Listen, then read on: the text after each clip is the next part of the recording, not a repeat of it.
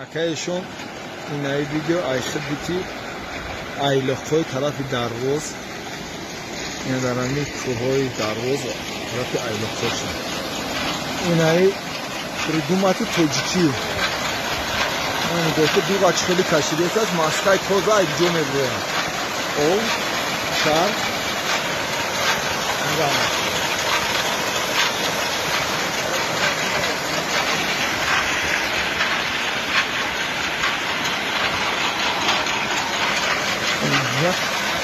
اینجا دو قاچ خیلی کشیده است این ماسکای توزا